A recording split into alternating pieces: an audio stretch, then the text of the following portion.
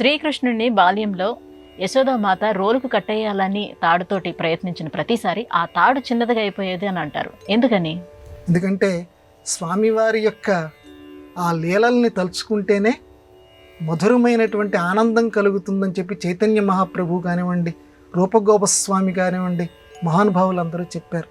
అందులో ఉలూకల బంధనం, ఇప్పుడు మీరు చెప్పినటువంటిది ఉలూకల బంధనం అనేటువంటి ఈ గొప్ప ఈ లీలని, అంటే రోలుని స్వామివారు 2 చెట్ల నుంచి ఇలా లాక్కుంటూ వెళ్ళిపోవటం, ఆ లీలని గనక మనం తలుచుకుంటే మనకున్న బంధనాలు కూడా ఏవైతే మనల్ని లౌకిక జీవితంలో మన చుట్టూ అడ్డుకట్లుగా ఏవైతే ఉన్నాయో అవన్నీ తొలుగుతాయి. వీటితో పాటుగా ఈ లౌకిక బంధనాలు తొలగి మళ్ళీ జన్మ ఎత్తన అవసరం లేకుండా ఆ ఉలూకల బంధన లీల నీకు అటువంటి ప్రాప్తిని కలగ చేస్తుందని చెప్పి పెద్దవాళ్ళు చెప్పారు.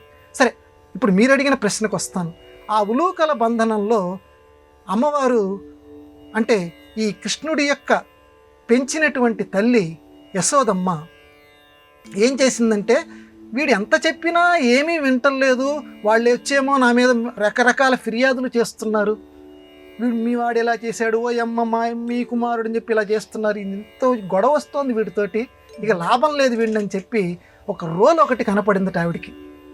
ఇప్పుడు చిన్నపిల్లల్ని గనక నడకొచ్చినటువంటి పిల్లల్ని ఈ రోజుకి కూడా అందరి తల్లులు యశోదమ్మలే. ఆ బిడ్డకు గనక కొంచెం నడక ప్రారంభమైతే వీడు ఎక్కడెక్కడ తిరుగుతాడో, ఆ అపార్ట్మెంట్లు అయితే ఆ మెట్ల మించి ఎక్కడ దారి పడతాడో అని చెప్పి ఏం చేస్తుంటారంటే ఎక్కడో చోట కట్టడం అనేది ఇప్పటికి కూడా యశోదమ్మ చేసిన పని చేస్తున్నారు. కాకపోతే అప్పట్లో రోళ్ళు ఉండేవి, ఇప్పుడు ఏదో మామూలుగా కడుతున్నారు. యశోదమ్మ ఏం చేసిందంటే ఒక పెద్ద రోటికి కృష్ణుడిని కట్టేసింది. ఆ బాలకృష్ణుడిని ఎక్కడ కట్టేసింది? నడుముకి కట్టింది.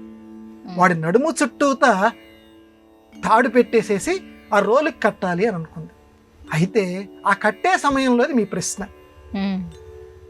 మామూలుగా అయితే చిన్నపిల్లవాడికి ఆ రోలుకి మధ్య దూరం కొంచెమే కదా, ఇంత తాడు సరిపోతుంది కదా. కానీ ఎంత తాడు తీసుకొచ్చినా ఈయనకి తక్కువైపోతుందట. మొత్తం తీసుకొస్తుంది, తీసుకొచ్చిన తర్వాత ముడి వేయాలి కదా, ఈ ముడి వేయటానికి సరిపోవట్లేదు, మళ్ళీ మధ్యలో ఖాళీ వస్తుంది. ఇదేమిట్రా, మొత్తం వాళ్ళు అసలే పాపం పశువుల కాపర్లు కదా, వాళ్ళ దగ్గర తాళ్ళు బోళ్ళు ఉంటాయి, తీసుకురారా అంటోంది పాపం యశోదమ్మ ఎవరినో. ఆ సేవకుడు తీసుకొస్తూనే ఉన్నాడు, ఈ బాలకృష్ణుడు చుట్టూ ఇలా తిప్పుతోంది తాడుని ఆ రోటికి కట్టేయటానికి. కడుతుంటే ఇలా చివరి ఇలా ముడి వేయాలి కదా, ఆ ముడి వేయటానికి మళ్ళీ మధ్యలో సరిపోవట్ల తాడు. ఇంత తాడు తెచ్చినా ఎందుకు సరిపోవటం లేదు అని అప్పుడు బాలకృష్ణుణ్ణి ఆ యోగంలో అంటే ప్రత్యక్షంగా ప్రశ్నించకుండా దేవతలు ప్రశ్నించారట సంస్కృత భాగవతంలో.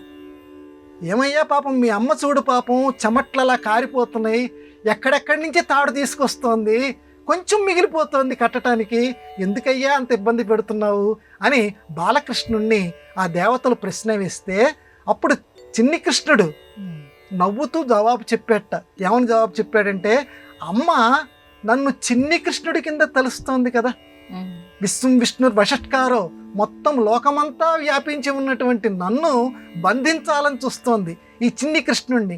మరి చిన్ని కృష్ణుణ్ణి నన్ను బంధించాలనుకున్నప్పుడు తాడు కూడా చిన్నదవుతుంది కదా. ఎంత చక్కటి జవాబు చెప్పాడు చూడండి. నేను చిన్ని కృష్ణుణ్ణి కదా, నన్ను బంధించాలనుకున్నప్పుడు తాడు కూడా చిన్నదవుతుంది కదా అని చెప్పి కొద్దిసేపు అమ్మని అలా చేయాలని అనుకున్నాను, ఇదిగో చూడండి ఇప్పుడు తాడు సరిపోతుందని చెప్పి మళ్ళీ అమ్మకి తాడు సరిపోయేటట్టు చేశాడట. ఇది ఆ కృష్ణుడి యొక్క లీల. తర్వాత ఆ చెట్ల మధ్యలో నుంచి వెళ్ళటం అది వేరే కథ.